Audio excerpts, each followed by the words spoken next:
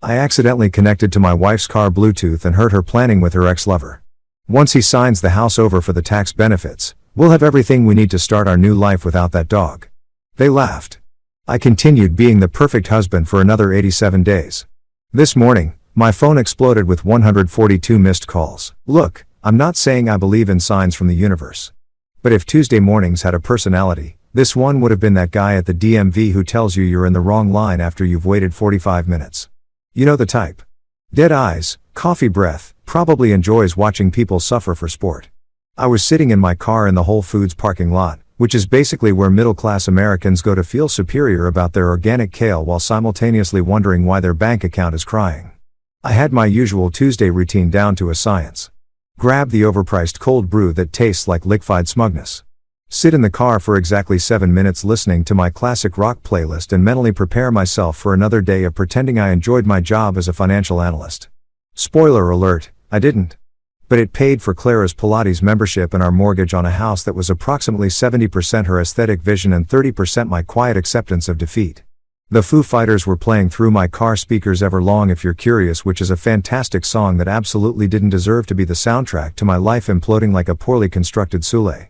I was halfway through my coffee doing that thing where you bob your head slightly because you're alone and nobody can judge your mediocre rhythm when my phone decided to become a complete traitor. You know that little notification sound, the one that goes ding when your Bluetooth connects. Yeah, that happened. Except I wasn't trying to connect to anything.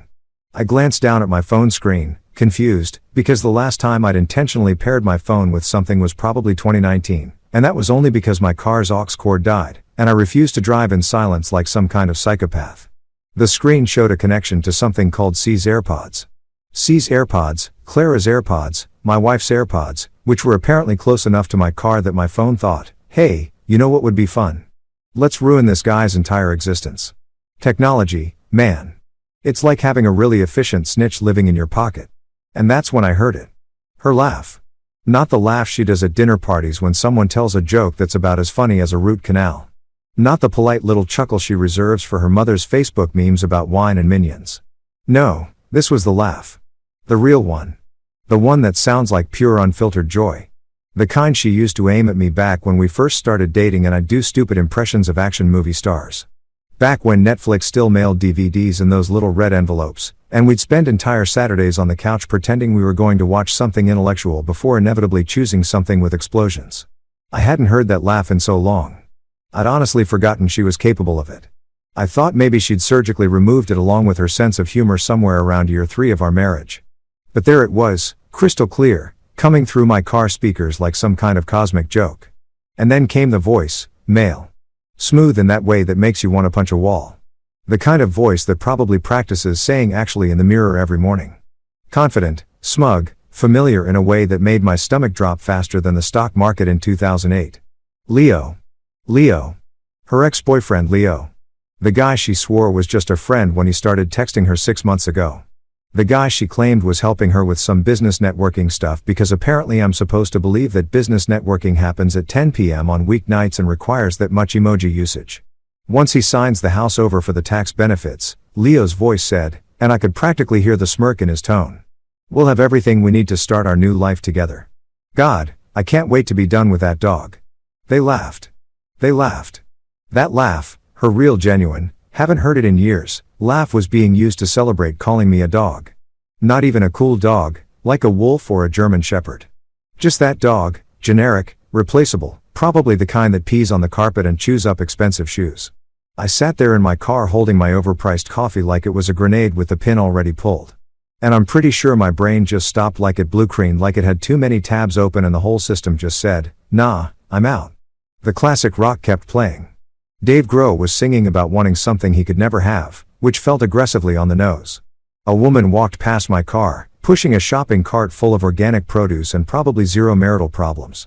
My coffee was getting cold. Clara and Leo were still talking in my ear, discussing their future, my house, my money, their new life, like I was some kind of obstacle course they'd already figured out how to navigate. I should have been furious. I should have driven straight to wherever she was. Burst through the door like some kind of rom-com protagonist who'd finally grown a spine and demanded answers. I should have called a lawyer immediately. I should have thrown my phone out the window and screamed into the void. Instead, I did what any mature, emotionally stable, totally not having a breakdown man would do. I finished my coffee, even though it tasted like betrayal mixed with overpriced espresso beans. Calmly got out of my car, walked in Whole Foods, and bought a 12-pack of paper towels I absolutely did not need. The cashier, a kid who couldn't have been older than 20 with a name tag that said Brandon, asked me if I wanted to donate to save the rainforest. I said yes and donated $5 because apparently even while my life was actively catching fire, I still cared about deforestation. As I walked back to my car, paper towels under my arm like some kind of domestic stability security blanket. A plan started forming in my head. It wasn't a good plan. It probably wasn't even a smart plan, but it was my plan. I wouldn't confront them. Not yet. I wouldn't give them the satisfaction of knowing I knew. Instead, I'd keep pretending. I'd be the perfect husband, the obedient dog, the tax benefit signing chump they thought I was for exactly 87 days. Why 87? Because 90 felt too neat. And I've never been good at round numbers. Plus, it gave me just enough time to prepare, to document, to build a case that would make their new life look like a clearance bin sitcom nobody wanted to watch.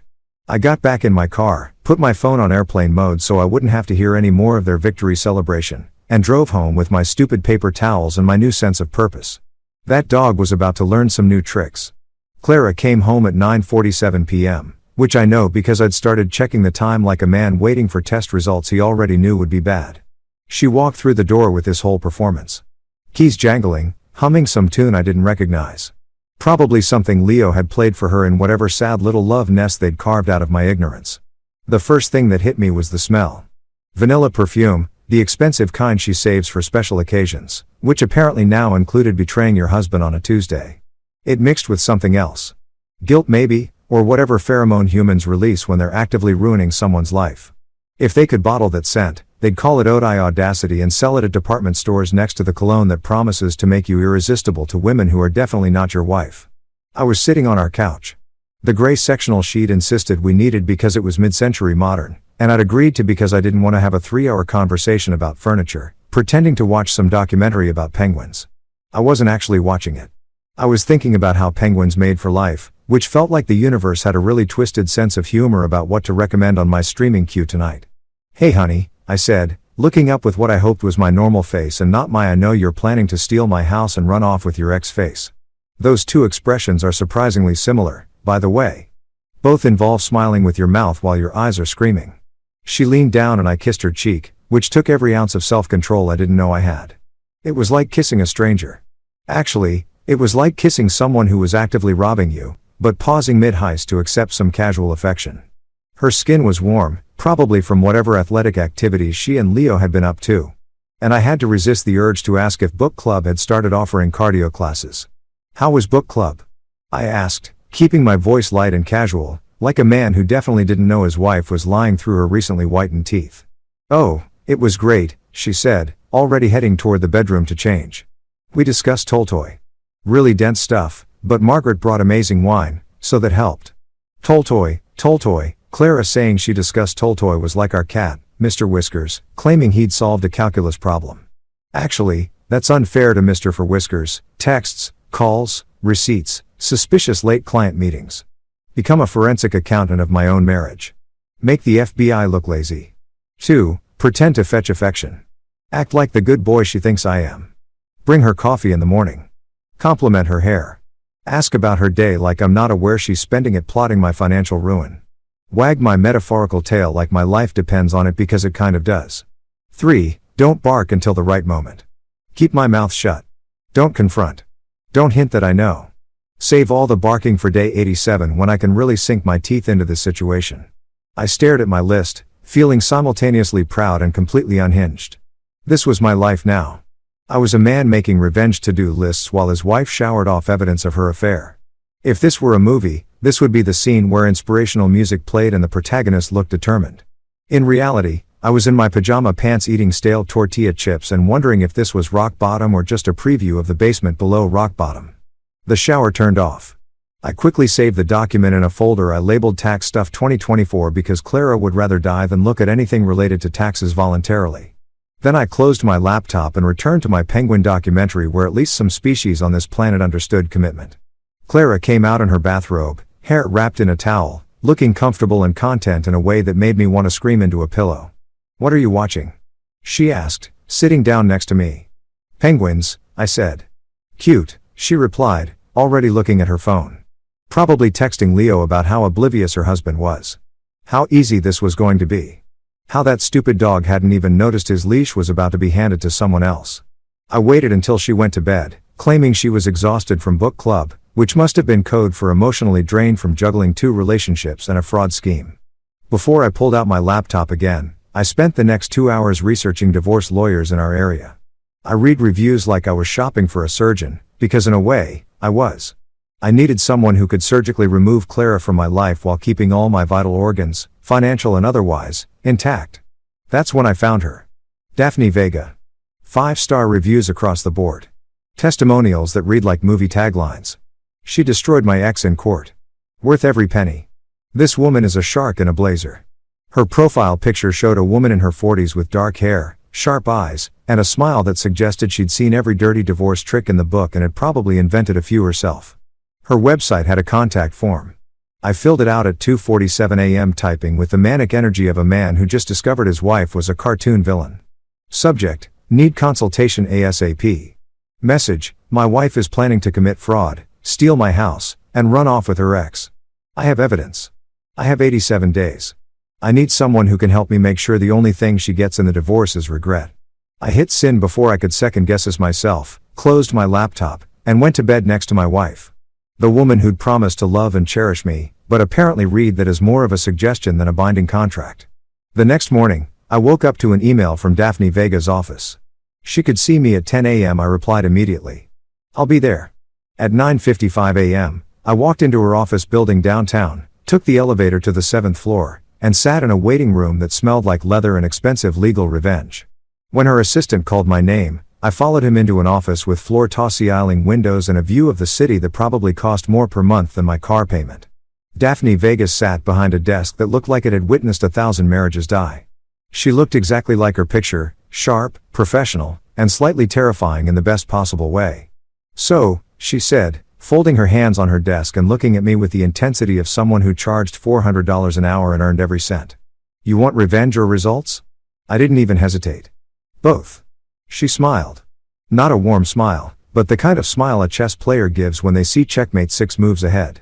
Then here's what you're going to do, she said, leaning forward. You're going to start acting dumber than you feel. Daphne's advice echoed in my head for the next 72 hours. Act dumber than you feel. Which, if I'm being honest, was simultaneously the easiest and hardest thing I'd ever been asked to do. Easy because I'd apparently been doing it for months without even realizing it. Hard because now I had to do it intentionally with purpose, like method acting, except the role was oblivious husband who deserves a participation trophy. So I became husband of the goddamn year. Monday morning I woke up before Clara, which never happens because I typically sleep like someone who's accepted defeat as a lifestyle choice and made breakfast. Not cereal, not toast, actual breakfast. Scrambled eggs with chives, turkey bacon, because she's been on some health kick since Leo probably told her she should optimize her wellness journey, or whatever meaningless phrase people use now instead of just saying diet. I even arranged fresh berries in a bowl like I was auditioning for a cooking show on basic cable. When Clara walked into the kitchen, she actually stopped and stared like I just performed a magic trick. You made breakfast? Yeah, I said, channeling every bit of golden retriever energy I could muster. Figured you could use something nice after all those late client meetings. You've been working so hard. The lie tasted worse than burnt toast, but I smiled through it. She looked genuinely touched, which would have been sweet if she wasn't actively planning to commit fraud. She kissed my cheek, the same cheek I'd been offering up like some kind of betrayal target practice, and sat down to eat. You're the best, she said. And I swear to God, if irony could kill, we'd both be dead on the kitchen floor. Tuesday, I folded laundry, the entire basket, matched every sock, which is basically a miracle because our dryer eats socks like they're an endangered delicacy. I even folded her delicate items with the kind of care usually reserved for handling explosives, because apparently that's what a good husband does when his wife is sleeping with her ex and plotting real estate fraud. Wednesday, I complimented her shoes. Those are really nice, I said, pointing at her new heels that probably cost more than our water bill. They make you look tall, she beamed. Actually beamed like I just told her she'd won a Pulitzer for adultery. The whole time I was watching, learning, documenting, because while I was playing the role of America's most supportive spouse, Clara's phone was lighting up like a Christmas tree at a mall that peaked in the 90s. Every notification made this little ping sound that started to feel less like technology and more like the universe's way of reminding me I was married to a woman whose guilty conscience had its own ringtone. She placed her phone face down on the counter. Classic cheater move, by the way, but I could still hear it. Ping ping ping. It was like Chinese water torture, except instead of water, it was the slow drip of my marriage dissolving. Thursday evening, while she was in the shower, she'd been showering a lot lately, which I'm sure was totally unrelated to anything. I casually picked up her phone. She'd changed her passcode, which was adorable. Like, I hadn't watched her type it in roughly 8,000 times over the past 5 years. It used to be my birthday. Now, it was I tried a few combinations. Her birthday? No. Her mom's birthday? No. Then I tried it. 0, 7, 1, 5. July 15th, Leo's birthday, which I only knew because she'd mentioned it once 3 years ago when explaining why she needed to send a friendly text to an ex. I'd thought nothing of it at the time because I was stupid and trusting and apparently auditioning for the role of guy who never sees it coming in the movie of my own life. The phone unlocked, her messages loaded, and there it was, a contact saved as Carpet Guy. Carpet Guy. Let me repeat that for emphasis. She saved her secret lover as Carpet Guy, like some kind of home improvement professional who was here to discuss Shag versus Berber. I had to physically stop myself from laughing because if you're going to destroy someone's life, at least be creative about the deception. Carpet Guy is what you name someone when you have the imaginative capacity of a parking meter. I scrolled through their messages. Each one was worse than the last. Carpet Guy, miss you already. Can't wait until we don't have to hide anymore. Clara, soon once the house is transferred, we're free. He's so clueless. It's almost sad. Carpet Guy, you sure he'll sign? Clara, please. I could get him to sign anything. He thinks I'm at book club right now, faced with tears of joy. That emoji, that laughing emoji. She was laughing about how easy I was to manipulate while I was downstairs folding her underwear like some kind of domestic servant who'd lost all sense of self-respect. I took screenshots, sent them to my email, deleted the evidence that I'd sent them, put her phone back exactly where she'd left it, face down like the ticking time bomb it was. When she came out of the shower, I was on the couch watching a home renovation show because the irony was too perfect to resist. Hey, babe, I said, all casual. Did the Carpet Guy ever get back to you about that estimate? I washed her face. She didn't even flinch. Oh, yeah, she said smoothly. He said he'd have to come back next week. Scheduling conflict. That's too bad, I replied. I really think new carpet would improve the house value, you know, for tax purposes. She smiled, sat down next to me, put her head on my shoulder like we were still a couple who did things like casual couch cuddling instead of a husband and wife crime drama waiting to reach its season finale. Inside my head, my inner monologue was absolutely screaming.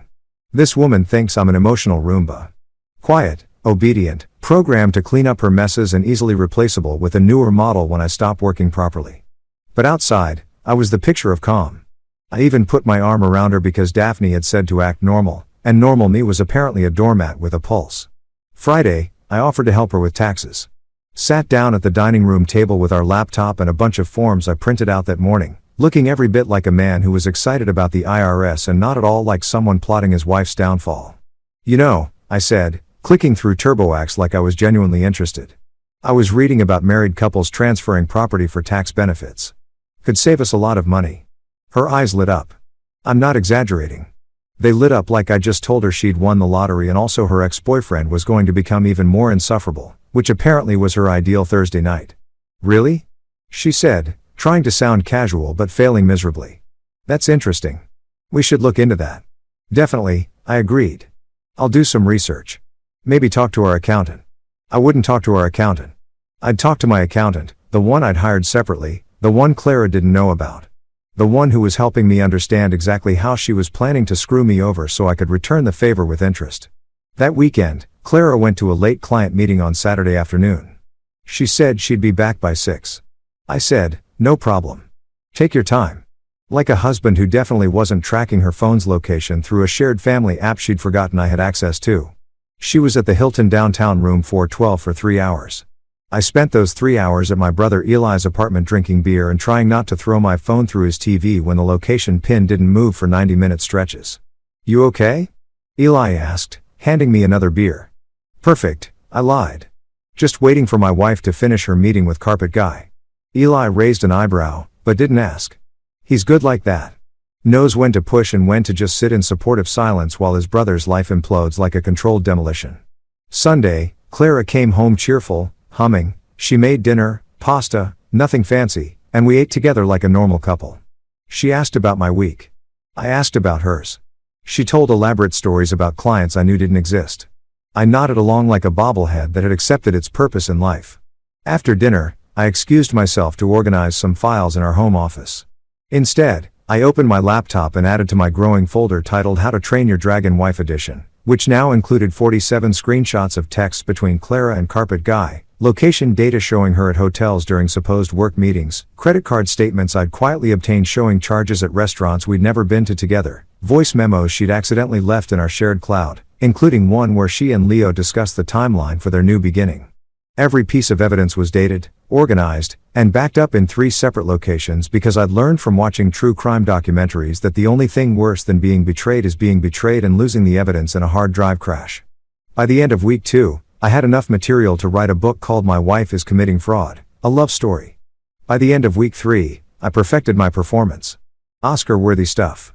I could smile on command, laugh at her jokes, pretend to believe her lies with the dedication of a method actor who'd lost his grip on reality. And every single night, I crawled into bed next to her. This woman who I'd promised forever to, who'd promised the same to me, and pretended to sleep while my mind cataloged every new betrayal like a very depressing filing system. The dog was learning tricks, all right, just not the one she expected. You know what nobody tells you about catching your wife in an affair? It's not the dramatic confrontation scenes from movies. It's not throwing plates or storming out in the rain. It's the weird mundane moments like sitting in a Starbucks at 10 a.m. on a Tuesday with your best friend Oscar, watching him hack into your wife's digital life while you pretend to look at your phone so the barista doesn't think you're planning a heist. Oscar Chuan is the kind of guy who thinks privacy laws are more like gentle suggestions than actual legislation. He works in IT for some tech company downtown that I'm 70% sure is either revolutionary or a front for something questionable. I've never been able to figure out which. He's got the look thick framed glasses, perpetually wrinkled button-up shirts, and the energy of someone who's had 12 espressos but still seems weirdly calm about everything. If you needed someone to build you a robot or break into the Pentagon, Oscar would be your guy. He'd also probably do it while explaining why your choice of password was embarrassingly predictable. So, let me get this straight, Oscar said, not looking up from his laptop, which had more stickers on it than a middle schooler's notebook. Your wife is cheating on you with a guy she saved as Carpet Guy, and you want me to clone her entire cloud backup so you can build a legal case against her before she steals your house? That's the gist of it. Yeah, I said, sipping my coffee that tasted like regret and caramel syrup. And you've been pretending you don't know for how long now? 3 weeks. 66 more days to go. Oscar finally looked up, blinking behind his glasses like I just told him I was planning to swim to Antarctica. Dude, that's the most psychotic thing I've ever heard. And I once watched a guy try to debug code for 17 hours straight without sleeping.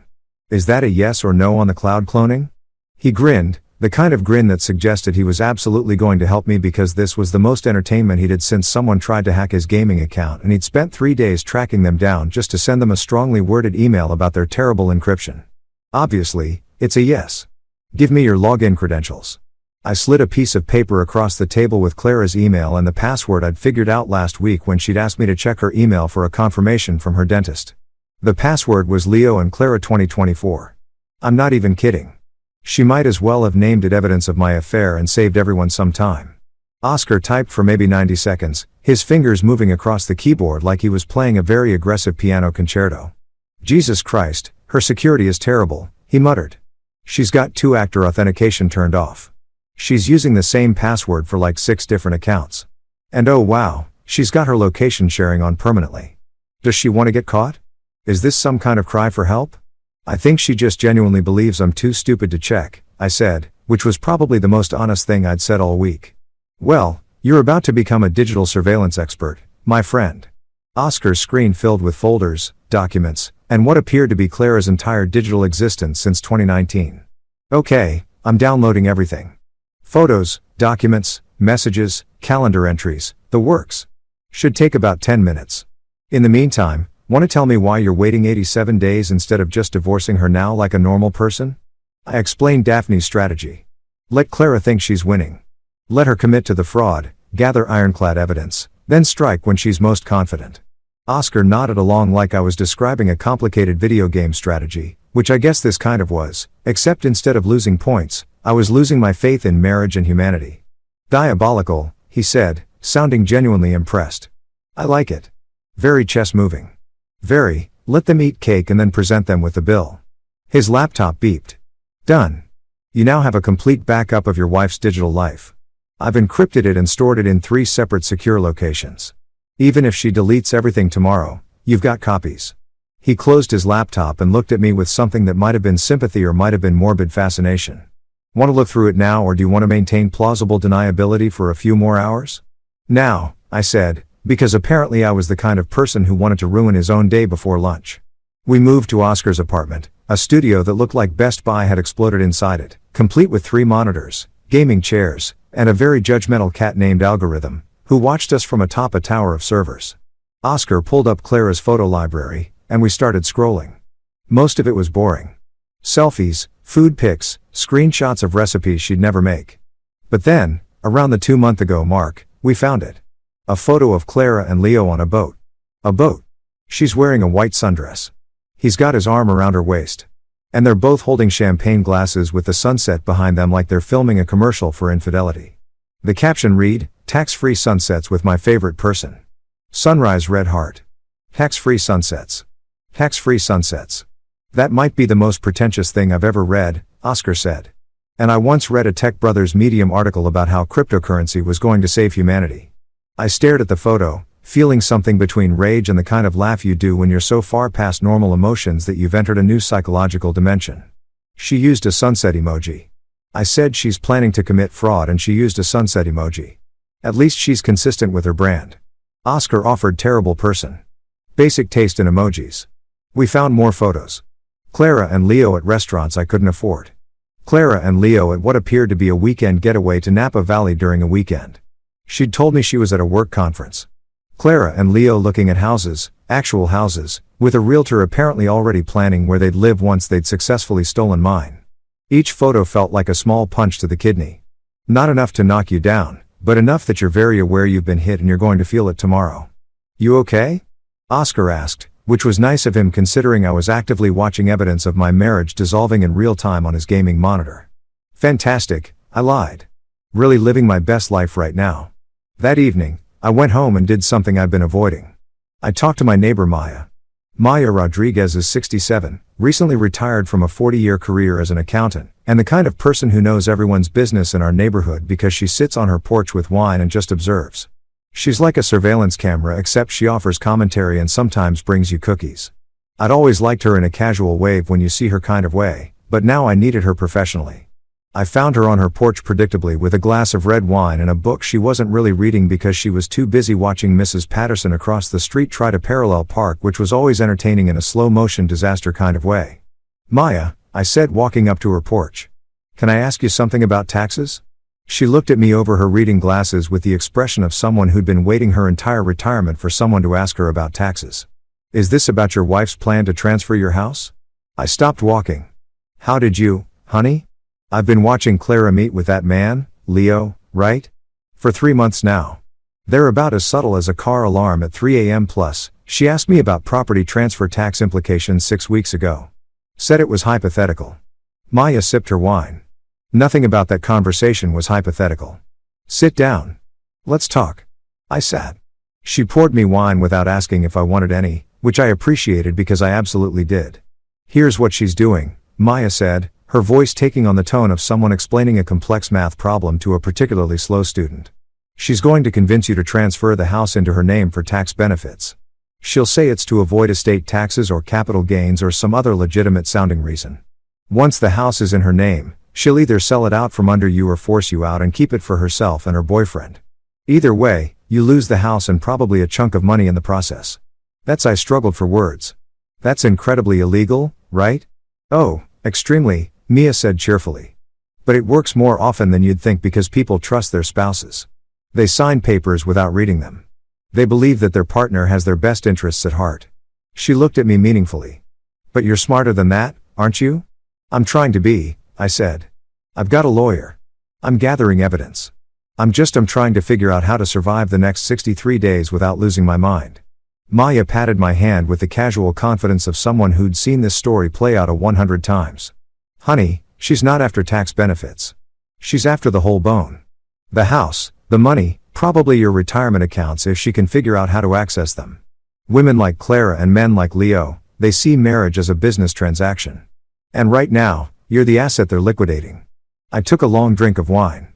That's the worst thing anyone's ever said to me. And I once had a doctor tell me I had the spine posture of a question mark.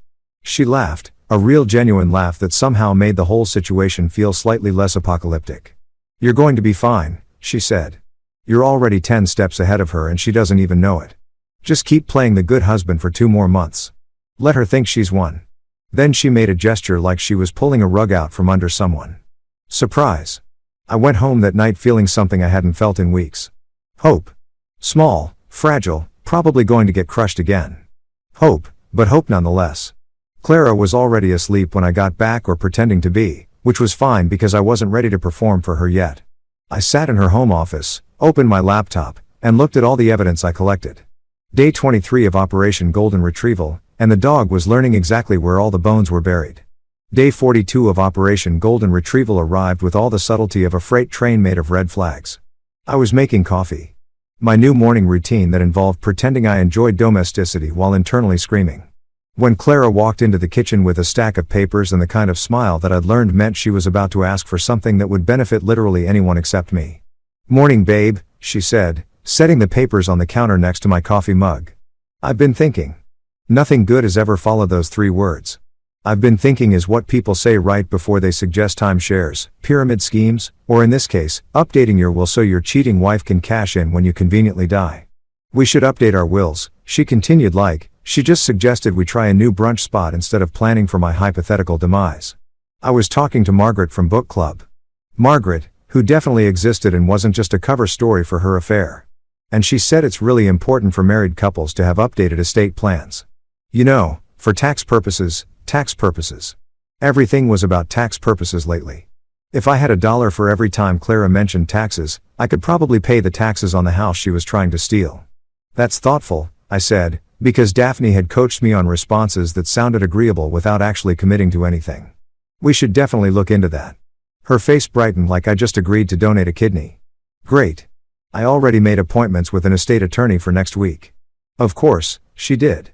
She'd probably already drafted the will herself. Everything goes to Clara, who is definitely not planning to murder her husband in his sleep. No, seriously, officer. It was natural causes. He just stopped breathing coincidentally right after signing everything over to me. Sounds perfect, I said, making a mental note to call Daphne immediately and ask if updating our wills was code for accelerating your financial murder. Clara kissed my cheek, the same cheek that was developing a permanent flinch response, and disappeared to get ready for work, which I knew meant a 10 a.m. coffee date with Leo because I checked her calendar while she was in the shower. They were meeting at that pretentious place downtown that serves $8 lattes and calls itself a coffee collective, like caffeine, is a communist movement.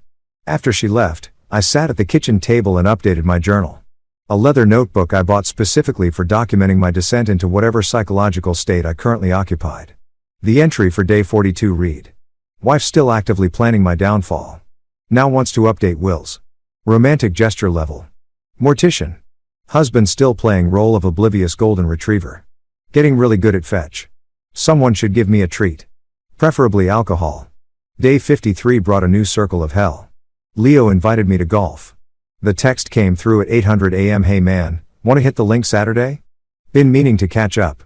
I stared at my phone like it had just asked me to join a cult. Leo wanted to play golf with me. The man who was sleeping with my wife, planning to steal my house, and had probably never paid for his own coffee in his entire smug existence, wanted to spend 4 hours with me on a golf course pretending we were buddies. I showed the text to Oscar over lunch at a taco truck that parked near his office. He read it, looked at me, and said, "You're going to say yes, aren't you? Obviously, you're insane." "I'm thorough." I corrected. "There's a difference. Besides, Daphne said I should act normal, and normal me would probably say yes because I'm a doormat who doesn't know his wife's boyfriend is asking him to golf." Oscar bit into his taco, thinking, okay, but counterpoint, what if he murders you on the golf course? Like, makes it look like an accident. Oops. Drove the golf cart off a cliff. So sad. Here's your house, Clara. That's actually a solid plan. I admit it. But I don't think Leo's that smart. He saved himself as carpet guy in my wife's phone. That's not the work of a criminal mastermind. Saturday came. I met Leo at the country club he belonged to, because of course he belonged to a country club. The kind of place where everyone wore pastel colors and talked about their stock portfolios between shots. Leo was waiting at the first tee, looking like a Ralph Lauren ad had come to life. Polo shirt, khaki shorts, one of those visors that only looked good on professional golfers. And somehow everyone still wears them. Hey buddy. He clapped me on the shoulder like we were old friends and not two guys sharing the same woman without one of us knowing about it. Great day for golf, right? Perfect, I said, gripping my golf club a little too tightly and imagining alternative uses for it. That definitely weren't Uzi approved. We played 18 holes. 18 holes. That's approximately 4 hours of listening to Leo talk about himself, which felt like a masterclass in human narcissism. He bragged about his consulting business, his investment portfolio, his life philosophy, and his commitment to living authentically, which apparently meant sleeping with other people's wives while discussing ethics. You know what I believe? He said on the 7th hole, lining up a putt he'd definitely miss. I believe in radical honesty. People should just say what they feel, you know. No games, no pretending. The irony was so thick, I could have used it as a golf ball. This man was lecturing me about honesty while actively participating in the longest con of my adult life, and I had to stand there nodding like he was Aristotle instead of a walking scales commercial. That's a great philosophy, I said. Really admirable. He missed the putt by 3 feet. By the 15th hole, he was telling me about how important it was to invest in relationships and build genuine connections. And I was seriously considering whether prison time for assault with a golf club would be worth it. Probably not, but the thought was comforting. We finished the round. He won by 6 strokes because apparently God has a sick sense of humor and shook hands like civilized men who weren't enemies. We should do this more often, Leo said. It's good to have solid guy friends, you know. Absolutely, I agreed. Nothing better than male bonding. I drove home, gripping my steering wheel and practicing the deep breathing exercises my therapist had taught me before I'd stopped going to therapy because I couldn't afford the co-pays anymore after Clara redecorated our living room. Day 60 brought the moment I'd been dreading and somehow also expecting. Clara called me Leo in bed. We weren't even doing anything, just lying there watching some Netflix show about baking that neither of us cared about. She was scrolling through her phone, probably texting the actual Leo about how boring her fake life with her husband was. And I was pretending to care about whether someone's Sule would rise. Leo, can you turn up the volume? She said, not even looking up from her phone. The room went silent. Not the peaceful kind of silent. The kind of silent that happens right before someone crashes a car or drops an expensive plate. The kind of silent that is wait. I could have confronted her. Could have said, excuse me, did you just call me your boyfriend's name? Could have started the whole endgame right there. Day 60 ahead of schedule. Burned the whole plan because my pride couldn't take another second. Instead, I turned up the volume, didn't say a word, just reached for the remote, increased the volume by 3 notches, and went back to watching some guy stress about buttercream frosting. Clara didn't even notice, didn't catch her mistake, just kept scrolling through her phone, completely oblivious that she'd just called her husband by her lover's name, and he pretended not to hear it. Therapists probably have a term for that kind of restraint. I call it survival. That night, I added to my journal. Day 60. Wife called me Leo. Pretended not to hear it. This is fine. Everything is fine. I'm fine. The dog is fine. We're all fine. Only 27 days until this nightmare ends, and I can stop pretending I didn't hear my wife say another man's name in our bed. Cool, cool, cool, cool. The entries got more unhinged as the days went on. Day 61. Wife still evil. Husband still pretending to be dumb. Cat still judging everyone. Mr. Whiskers might be the only honest one in this house. Day 64. Made her favorite dinner. She said I was so thoughtful. I am not thoughtful. I am documenting. There's a difference. Day 67. Leo texted her, miss your smile. And she blushed. Blushed. I was sitting right there. This is my life now. Day 70. 17 days left. 17 days until I can stop acting like a man who enjoys his own humiliation. 17 days until Clara learns that this dog has teeth. The countdown wasn't just about divorce anymore. It was about sanity, about how long a person could maintain a performance before they either won an Oscar or had a complete psychological breakdown in a Costco parking lot.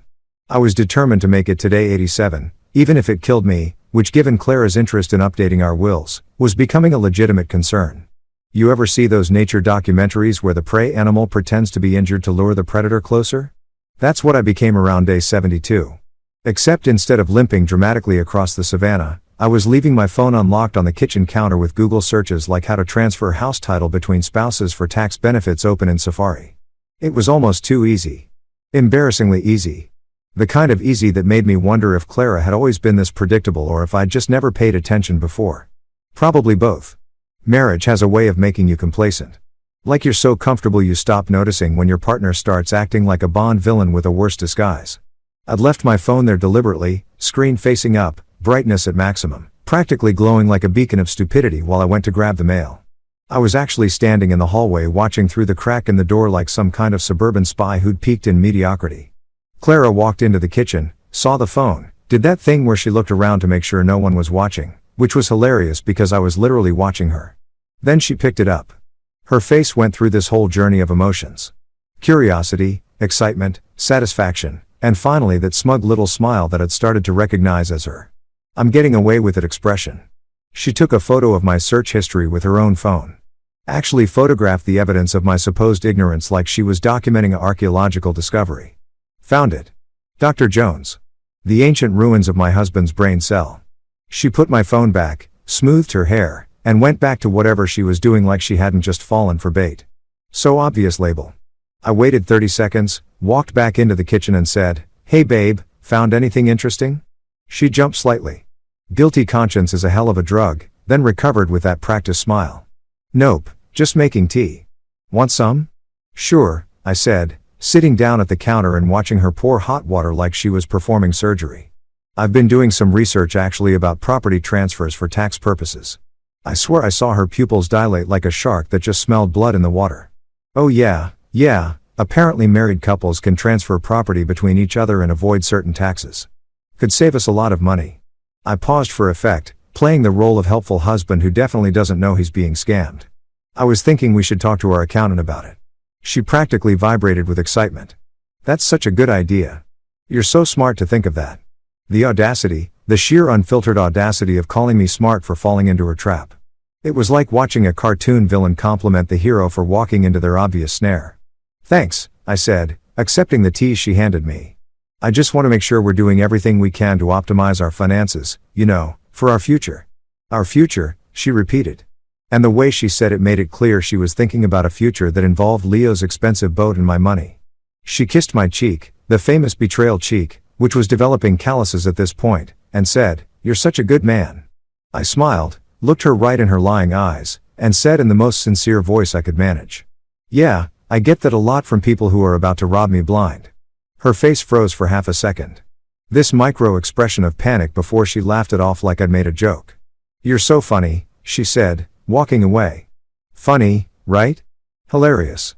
I was basically a one-man comedy show titled "Watch This Idiot Pretend He Doesn't Know His Life Is Falling Apart." Streaming now on the Mental Breakdown Network. That afternoon, I had a meeting with Daphne at her office. She'd requested I come in for what she called a strategy session, which sounded official and important and made me feel like I was planning a military operation instead of just trying to divorce my wife without losing everything I owned. Her office still smelled like expensive leather and the tears of cheating spouses. She sat behind her desk looking like she'd already won my case and was just waiting for everyone else to catch up. "So," she said, pulling out a folder that had gotten noticeably thicker since our first meeting. "Your wife is taking the bait. Like a starving fish at an all-you-can-eat buffet," I confirmed. "Good. Here's what we're going to do." She laid out several documents on her desk with the precision of someone dealing cards. "You're not going to sign anything, but you're going to let her believe you will. You're going to string this along until day 87. Let her commit to the fraud completely. Let her think she's won. Then we hit her with divorce papers, evidence of the affair, documentation of attempted fraud, and a property settlement that ensures you keep everything. Can we do that legally? Not only can we do it, we're going to do it. She's the one committing fraud. You're just defending yourself." Daphne leaned forward, and I understood why her reviews called her a shark. "While she's planning to steal your house, we're going to make sure she leaves this marriage with nothing but regret and possibly legal fees." I felt something I hadn't felt in weeks. Genuine joy. The kind of joy you get when you realize the universe might actually have a sense of justice. Even if it takes 3 months and a lawyer who charges enough per hour to feed a small village. What do I need to do? I asked. Keep playing dumb. But also, and this is important, start protecting your assets now. Open a new bank account she doesn't know about. Transfer funds gradually so she doesn't notice. We're also going to quietly list your house for conditional sale under your name only. Can I do that? It's marital property. You're both on the deed. Either spouse can list it. She's planning to transfer it into her name fraudulently. We're going to sell it legitimately and ensure you get your share. It's called being proactive. She smiled. Think of it as offensive defense. Over the next week, I became a financial ninja. Opened a new checking account at a different bank across town. Started transferring small amounts. $200 here, $500 there. Nothing big enough to trigger alerts, but enough that by day 87, I'd have a safety net she couldn't touch. I even opened a separate savings account and moved half our emergency fund into it. Because if this wasn't an emergency, I didn't know what was. I contacted a real estate agent named Marcus, recommended by Daphne naturally, who agreed to list our house discreetly. Conditional sale, he explained over the phone, means it won't go on the market officially until you give the word, but we'll have all the paperwork ready, professional photos taken, the whole 9 yards. When you're ready to pull the trigger, we can have it listed within hours. How soon can we start? I asked. I can have a photographer there tomorrow if the wife won't be home. Clara had a late client meeting code for afternoon delight with Leo scheduled for the next day. Tomorrow works perfectly. The photographer came, took pictures of every room, made our house look like something from a magazine instead of the crime scene of a dying marriage. He was done in 90 minutes. Clara never knew. Meanwhile, Clara and Leo kept their text thread going like they were writing the world's most predictable romance novel. Oscar had set up a system where their messages automatically forwarded to a secure server, so I had real-time updates on their stupidity. Carpet guy. Can't wait until we don't have to hide anymore. Just a few more weeks. Clara, I know. He's already researching property transfers. This is going to be so easy. Carpet guy, you sure he's not suspicious? Clara, please. He's like a golden retriever. Loyal, trusting, and not smart enough to see what's right in front of him. I read that message while sitting in my car outside a grocery store, and I laughed. Actually laughed out loud like a person who'd finally lost it. Some lady walking past with her shopping cart looked at me like I was about to either rob the place or start preaching about aliens. I texted Oscar. They called me a golden retriever again. Oscar, at least they're consistent. Me. 20 days until this retriever bites back. Oscar, that's the spirit. Want to get tacos later? Me? Obviously. Day 80 rolled around and Clara was practically glowing. She hummed while cooking. Actual humming like a Disney princess, except the song was about fraud instead of true love. She texted Leo with emojis that would make a teenager cringe. Heart eyes, champagne bottles, that little house emoji that I'm pretty sure represented my house they were planning to steal. I started giving everyone in this nightmare pet names in my head just to maintain my sanity. Clara, CEO of Bad Decisions. Leo, Mr. Tax Benefit, or alternatively that carpet guy. Daphne, Angel of Legal Death. Oscar, Tech Wizard of Doom. Maya, Wine Mom Oracle. Mr. Whiskers, the only honest soul in this house. I even practiced my confrontation speech in the bathroom mirror, which is definitely something stable people do. Surprise. I'm not a dog. I'm the owner of the house, the account, and your complete downfall. No, too dramatic. Hey, Clara, remember how you thought I was stupid? Plot twist. I'm not too casual. Woof woof, the dog learned new tricks. Perfect. Unhinged, but perfect. Day 8. 7 was 1 week away. 7 days until I could stop pretending. 7 days until Clara and Leo's new life became a new nightmare.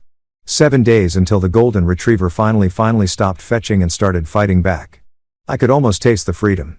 It tasted like vindication and probably some really expensive whiskey I was going to buy myself as a congrats on not getting defrauded present. One more week, just one more week of being the good dumb loyal husband. Then the performance would end and the real show would begin. Day 80 felt different. Like when you're watching a horror movie and you know the jump scare is coming, but you still can't look away. Except in this version, I was both the audience and the guy about to jump out from behind the door. And Clara was the unsuspecting teenager who thought she was winning the game. She woke up that morning practically radiating victory. I'm talking full blown. I've already won energy. She made breakfast, actual breakfast, not her usual grab a protein bar and run routine, and hummed while doing it. The humming was what really got me. It was this cheerful off-key melody that sounded like what I imagined Disney villains hum while plotting in their lairs. Except instead of a castle, it's a suburban kitchen with granite countertops we'd gone into debt to afford. "What's got you in such a good mood?" I asked, playing my role as oblivious husband number 2847 in the long-running series called My Life is a Joke. "Oh, nothing specific," she said, flipping a pancake with the confidence of someone who thought they'd successfully con their spouse. "Just feeling grateful, you know? We have such a good life together." Together. She used that word like it meant something, like we were actually a team instead of a magician and her assistant. Except the assistant didn't know the magic trick involved making his assets disappear. "We do," I agreed, pouring syrup on my pancakes that I absolutely did not want to eat. "I'm lucky to have you." The words tasted worse than the time I accidentally drank spoiled milk, but I said them with a smile that I perfected over 80 days of advanced lying. I should have gotten a LinkedIn certification in deception by now. Skills: Microsoft Excel project management, pretending my wife isn't committing fraud, expert level. After breakfast, I checked my phone and saw she'd sent Leo a text at 6:47 a.m. before I'd even woken up. The message had auto-forwarded to my secret email courtesy of Oscar's technical wizardry and complete disregard for federal privacy laws. "Clara, 7 more days. I can barely contain myself. This is actually happening. Perfect guy. I know, baby. Soon we'll be in our new place living our real life. No more pretending. No more pretending." The irony was so thick I could have used it to pave a driveway. They were talking about not pretending while I'd been running the longest con of my life for almost 3 months. If there was an Olympic sport for emotional deception, I'd be standing on a podium wearing gold. Day 81, Clara started talking about our future plans with the enthusiasm of someone who'd already mentally moved into a different house with a different man. We were having dinner, takeout Chinese, because she was too excited about life to cook. And she started describing this cabin in Lake Tahoe she'd found online. "Wouldn't it be amazing to have a vacation home?" she said, showing me pictures on her phone of a cabin that probably cost more than our current mortgage. "We could go there on weekends, really disconnect from everything." By we, she meant her and Leo. By disconnect, she meant disconnect me from my money and property. I nodded along like a dashboard bobblehead, saying things like, "That sounds nice and we should definitely look into that," while internally screaming into the void that used to be my faith in humanity. Day 82, she came home with new luggage, expensive luggage, the kind you buy when you're planning a significant trip, or in her case, a whole new life. She said it was on sale, which was Clara's go-to excuse for any purchase she didn't want to justify. That woman could buy a yacht and claim it was on sale like that made it reasonable. "Planning a trip?" I asked innocently, watching her wheel the pristine suitcases into our bedroom. "Oh, you know, just thought we could use an upgrade," she said. "Our old luggage is falling apart." Our old luggage was fine. We'd used it maybe 4 times in the past year, but sure, we needed new luggage for the trip she was planning without me to the life she was building with someone else using the money she was planning to steal. Totally reasonable. Nothing suspicious here. Day 83 brought the most absurd development yet. Clara asked if I'd be okay with her taking a girls' trip the weekend after our tax meeting. Said she needed time to decompress with friends. Of course, I said, because what else was I going to say? "No, honey. You can't go on your fake girls' trip that's actually a romantic getaway with your boyfriend to celebrate successfully committing fraud. You're the best," she said, kissing me on the lips this time instead of the cheek promotion. I'd moved from cheek kiss status to lip kiss status, probably because she was feeling generous about her impending victory. I smiled through it, went to the bathroom, brushed my teeth for 5 minutes straight, and then texted Daphne. "She's planning a trip for right after the tax meeting. A girls' trip." Daphne responded within 30 seconds. "Lol. Document everything. This is going to be the easiest case I've ever won." Day 84, Sunday. Clara spent 3 hours on the phone with someone she claimed was her mother. I knew it wasn't her mother because her mother has a very specific ringtone. Some country song about trucks that drives me insane, and this call came through without any ringtone at all. FaceTime. She was FaceTiming someone while locked in our bedroom. When she came out, she looked flushed and happy, like someone who'd just had phone sex or discussed real estate fraud in detail, possibly both. The beautiful thing about Clara's affair was how spectacularly bad she was at hiding it. It was like watching someone try to conceal an elephant by throwing a napkin over it. "Everything okay?" I asked. "Great," she said too enthusiastically. "Mom says hi." "Tell her I said hi back." I replied knowing full well her mom was probably at church doing her Sunday routine and had no idea her daughter was speedrunning the 7 deadly sins. Day 85, I had my final meeting with Daphne. We sat in her office, which I'd come to think of as my second home. If your home was a place where you plotted legal warfare and went over every single detail of the plan, tomorrow, you'll act completely normal, she instructed, sliding a folder across her desk. Wednesday morning, day 87, Clara will expect you both to go to the tax office. Instead, you'll have already moved your essential belongings to your brother's place. At 9 a.m., you'll be here signing the final divorce documents. At 11 a.m., we'll serve her. Serve her divorce papers at your house with a process server who's very good at his job and has seen everything. She smiled.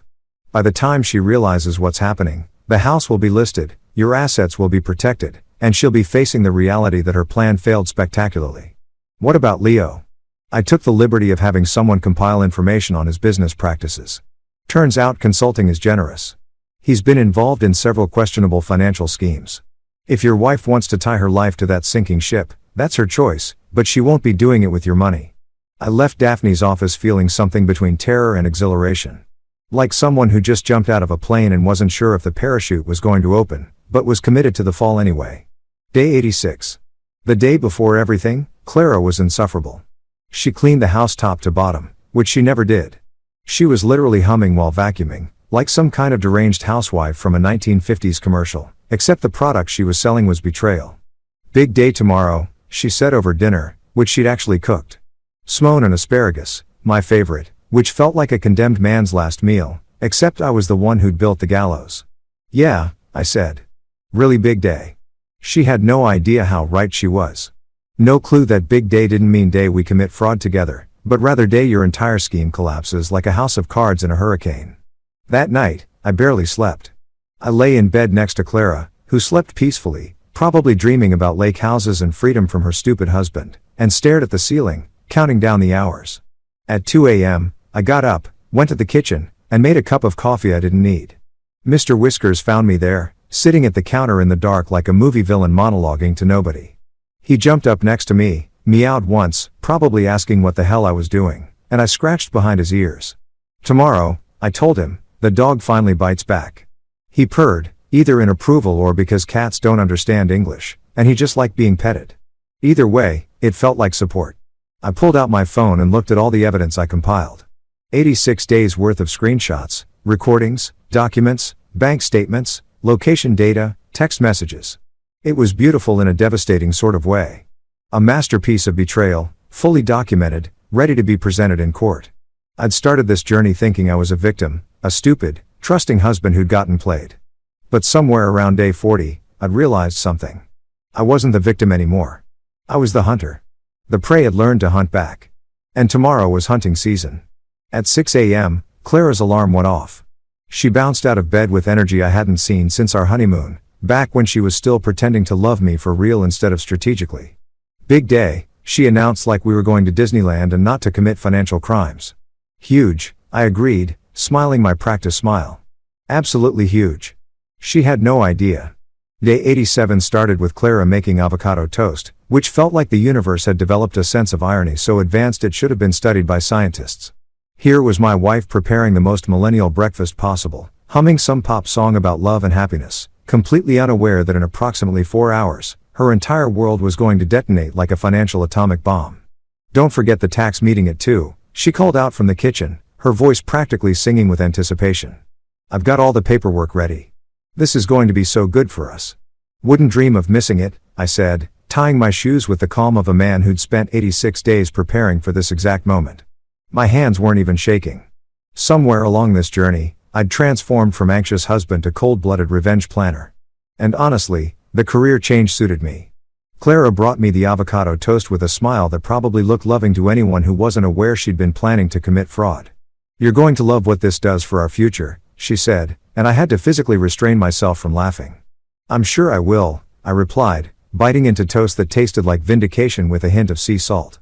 At 9 a.m. sharp, while Clara was in the shower preparing for what she thought would be her victory lap, I texted my brother Eli. I'm heading over now. He responded immediately. Doors unlocked, beers in the fridge. Can't wait to hear how this goes. I'd already moved most of my important stuff to Eli's apartment over the past week. Clothes, documents, my grandfather's watch, Mr. Whisker's favorite toys because yes, I was keeping the cat. I'd been doing it gradually, taking bags in my car trunk, and dropping them off while Clara was at her late client meetings. She never noticed because she was too busy planning her new life to pay attention to the old one falling apart.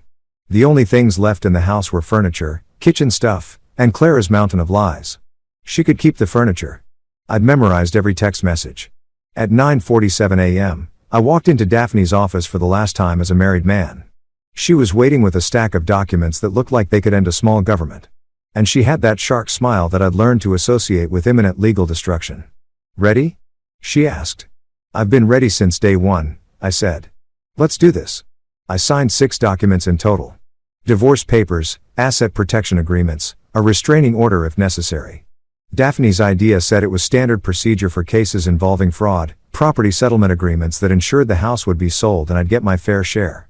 A statement for the police just in case Clara decided to escalate things legally. Each signature felt like freedom, like I was autographing my own Emancipation Proclamation, except instead of freeing slaves, I was freeing myself from a woman who'd called me a dog and meant it as an insult. "The process server will deliver these to her at 100 p.m. Daphne explained right before her fake tax meeting. "I've also taken the liberty of having someone alert Leo simultaneously just so they can panic together. It's more efficient." "You're an artist," I told her. "I'm expensive," she corrected. "But yes, also an artist." By 11 a.m., I was at Eli's apartment sitting on his couch that smelled like bachelor pad and poor life choices, watching the clock like it held the secrets to the universe. Eli handed me a beer even though it wasn't even noon because some moments transcend appropriate drinking hours. "You really did it," he said, sounding somewhere between impressed and concerned for my mental health. 87 days of playing dumb. "That's commitment or insanity," I offered. "Probably both." "What are you going to say to her?" I pulled out my phone, opened my notes app, and showed him the message I drafted at 3 a.m. when I couldn't sleep. "I know about you and Leo. I've known for 87 days. Been playing the perfect dog while you plan to steal my house. Don't bother showing up to the tax office. Those aren't transfer papers you're about to sign. They're divorce papers. The house is being sold. The accounts are protected. And just so we're clear, woof." Eli read it, looked at me, and started laughing. "Woof. You're ending it with woof." "I'm reclaiming the dog metaphor," I explained. "It's symbolic. It's unhinged." He corrected. "I love it." At 1:27 p.m., I sent 2 text messages that had taken 87 days to write. To Clara, "I know about you and Leo. I've known for 87 days. Been playing the perfect dog while you plan to steal my house. Don't bother showing up to the tax office. Those aren't transfer papers. They're divorce papers. The house is being sold. The accounts are protected. And just so we're clear, woof to Leo, hope the kennel's comfy. My lawyer will be in touch about your role in the attempted fraud. Enjoy your new life with Clara. She's all yours. You deserve each other." Then I turned off my phone. Just powered it down completely because I didn't want to hear the explosion. I wanted to enjoy lunch with my brother in peace while Clara and Leo's world collapsed like a controlled demolition. "How do you feel?" Eli asked, ordering us burgers from some delivery app that was probably stealing our data but had excellent fries. Honestly, I took a long drink of beer. "I feel free like someone just removed a backpack full of rocks I've been carrying for 3 years or maybe longer. I don't know when exactly our marriage died, but it's been a corpse for a while and I've been dragging it around pretending it was still alive. That's dark, man. It's been a dark 87 days. We ate burgers, watched basketball. Eli told me about his dating disasters, which made my marriage implosion seem almost reasonable by comparison. At some point, Mr. Whiskers emerged from the bedroom where I'd set up his stuff, judged both of us silently, and went back to sleep. Around 7 p.m., I finally turned my phone back on. The screen lit up like Times Square on New Year's Eve. Notifications flooded in so fast, my phone actually lagged. Text messages, missed calls, voicemails, emails, even a Facebook message from Clara's mother asking if I was okay. 142 missed calls, 142, 73 text messages, 19 voicemails. I scrolled through the messages watching Clara's emotional journey in real time. 1:32 p.m. What are you talking about? Call me. 1:45 p.m. This isn't funny. Where are you? 2:03 p.m. A process server just came to the house. 2:15 p.m. Are you serious right now? We need to talk. 2:47 p.m. Please, let's just talk about this. I can explain everything. 3:30 p.m. You're making a huge mistake. We can work this out. 4:15 p.m. I made a mistake. I'm sorry. Please, can we talk? 5:03 p.m. You can't just throw away our marriage like this. 6:20 p.m. Fine, be that way. You're going to regret this. 6:45 p.m. I'm sorry, okay? I'm so sorry. Please call me. The voicemails range from angry to desperate to bargaining to more anger to crying. I listened to exactly one. The last one she'd left at 6:52 p.m. where she was crying so hard I could barely understand her. Please, she sobbed. Please just talk to me. We can fix this. I love you. I made a mistake. Please don't do this. Please. I deleted it. Leo had sent messages, too, trying to play the reasonable card. Bro, this isn't what it looks like. Let's talk, Monto man. Clara was confused. Nothing happened. You're making this worse than it is. I responded to exactly one message. Leo's last one where he'd written, "You're going to ruin her life over a misunderstanding." My response, "No, I'm saving mine from fraud." Big difference. Enjoy the carpet business. Then I blocked both of them. Eli watched me handle my phone with the detached calm of someone who'd already processed all their emotions over the past 3 months. You really not going to talk to her? What's there to say? I asked. I spent 87 days documenting every lie, every plan to steal from me, every laugh at my expense. What conversation fixes that? What words make I was going to commit fraud and steal your house acceptable? Fair point. That night, I slept better than I had in months. Not because I was happy. I wasn't sure I knew what happy felt like anymore, but because I was done. Done pretending. Done performing. Done being the loyal dog who didn't realize his owner had been training him for the pound.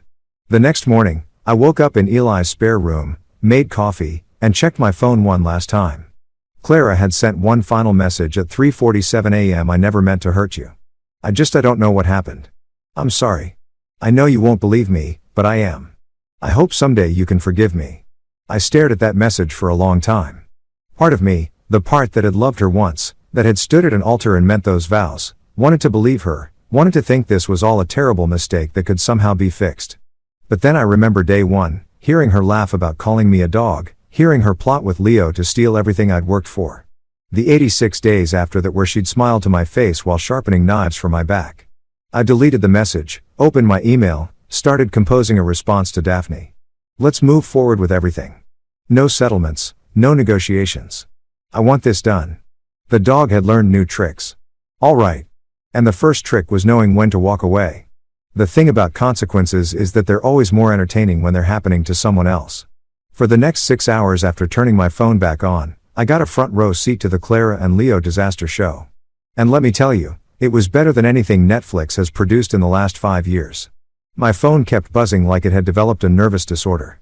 Every notification was another desperate attempt at damage control from people who'd spent 3 months thinking I was too stupid to notice my own life being stolen.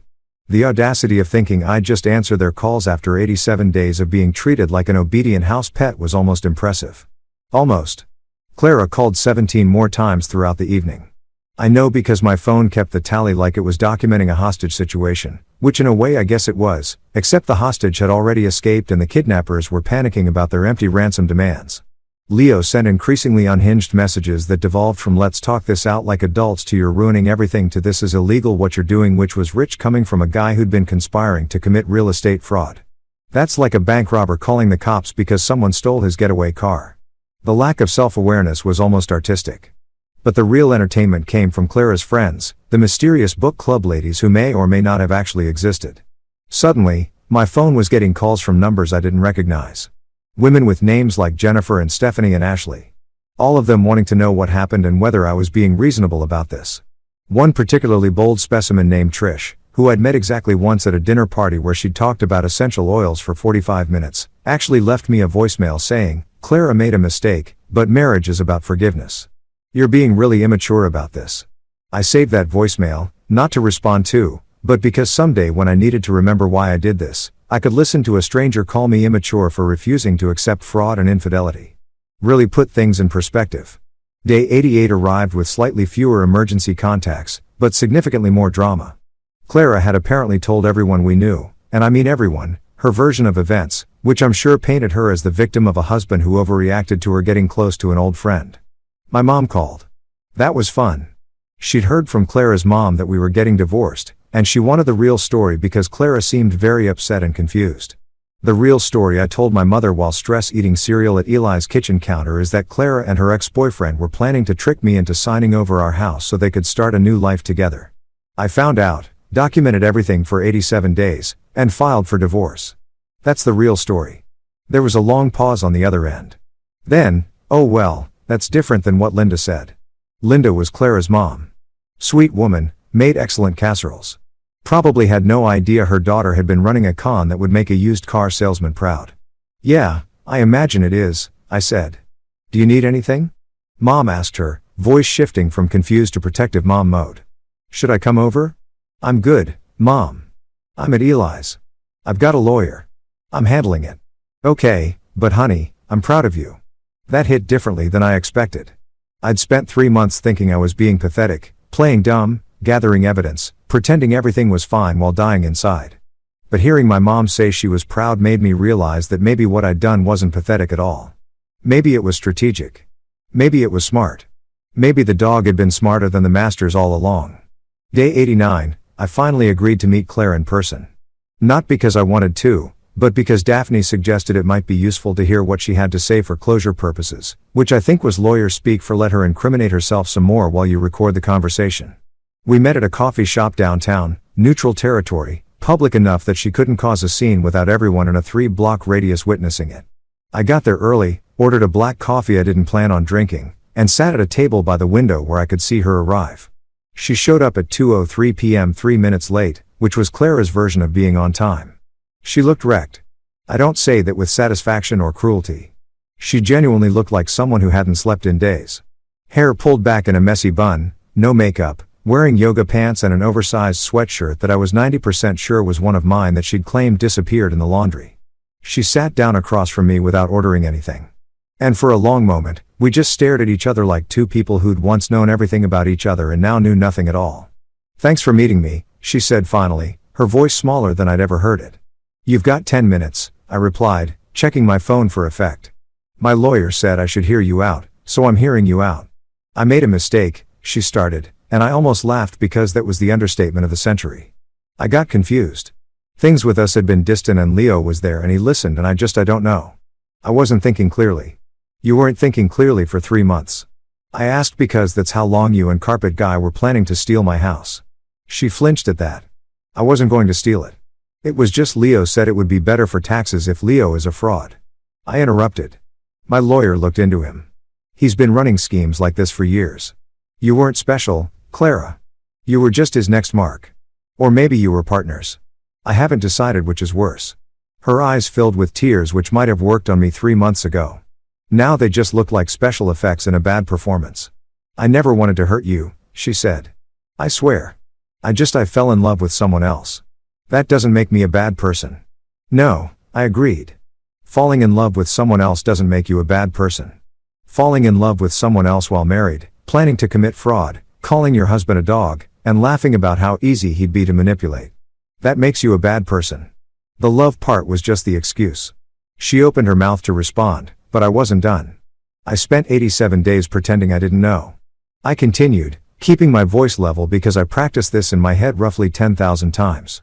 87 days making you breakfast, folding your laundry, listening to you lie about book club and late meetings.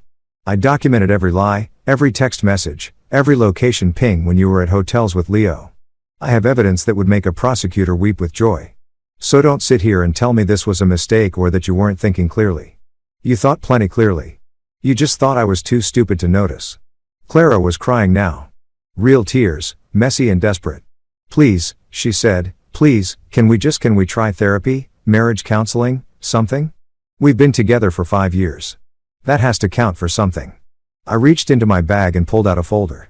Daphne had prepared it for me, a copy of the property documents showing the conditional sale contract for our house, my name only, with a potential closing date 6 weeks out. I slid it across the table. See this? This is our house, the one you were planning to transfer into your name. It's being sold. I own 100%. You own regret. She stared at the documents like they were written in a foreign language. You can't. We both own the house. You can't sell it without me. Actually, I can list it. And once the divorce is finalized, which will be soon because you committed fraud, you'll get exactly what you deserve from the sale. I leaned forward, which according to my lawyer is significantly less than you were hoping for. This isn't fair, she said, her voice rising. People at nearby tables were starting to glance over. You can't just punish me forever because I made a mistake. I'm not punishing you forever, I said calmly. I'm divorcing you. There's a difference. You wanted a new life with Leo. Congratulations. You're getting it. Just not with my house and my money funding it. I stood up, leaving my untouched coffee on the table like the metaphor. It was bitter, cold, and unwanted. Wait, Clara said, reaching for my hand. I pulled back before she could touch me. Please, I love you. I know I messed up, but I love you. We can fix this. I looked at her, really looked at her, and tried to find the woman I'd married. The one who'd laughed at my jokes and danced in our kitchen and promised me forever. She was gone. Maybe she'd never existed. Maybe I'd just been in love with a performance. And the real Clara was the one sitting here crying because her plan had failed. No, I said simply, we can't because I don't love you anymore. I stopped loving you somewhere around day 30 when I realized you were never going to tell me the truth. When I understood that you saw me as an obstacle instead of a partner, you killed whatever we had. I'm just signing the death certificate. I walked out of that coffee shop with my head up and my conscience clear. Behind me, I could hear Clara crying, probably waiting for me to turn around and come back like I always did. But the dog had learned the most important trick of all, knowing when to stay gone. 2 months later, the divorce was finalized on a Tuesday, which felt poetic considering the whole nightmare started on a Tuesday. Life has a sick sense of symmetry like that. Clara and Leo ended up renting a sad little 2-bedroom condo near a strip mall that housed a discount gym and a dry cleaner that always smelled like burnt fabric. Their dream house with tax-free sunsets sold to a nice couple from Portland who paid asking price and didn't commit fraud to afford it. Their grand new life together turned out Leo had debts nobody knew about and Clara's consulting income mysteriously disappeared once she couldn't use my credentials anymore. Shocking, I know. I moved into a modest 1-bedroom apartment in a quieter neighborhood. Nothing fancy. No granite countertops or mid-century modern furniture that costs more than a car payment, but it was mine. Actually, mine. No shared assets, no hidden agendas, just a lease with my name on it and peace so tangible I could taste it. Best decision I made. Getting a dog, a real one this time. I named him Justice because I'm apparently that petty and he's perfect. A golden retriever who's loyal without being stupid about it, which felt like personal growth for both of us. Every morning, Justice and I jog past Clara's old Pilates studio.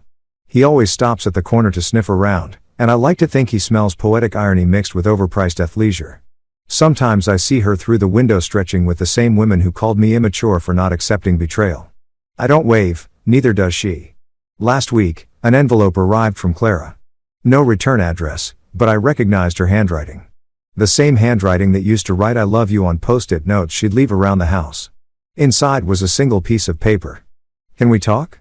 I looked at Justice who was chewing a toy shaped like a newspaper. What do you think, boy?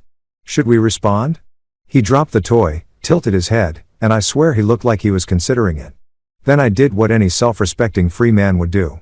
I took a photo of Justice and me on our morning run, captioned it, "Sorry, this dog learned new tricks," and posted it on social media for the first time in months. Because after 87 days of playing the perfect fool, I'd finally become what Clara never expected, a free man with a killer sense of humor, a loyal dog, and zero regrets. Turns out, this golden retriever knew exactly when to stop fetching and start living.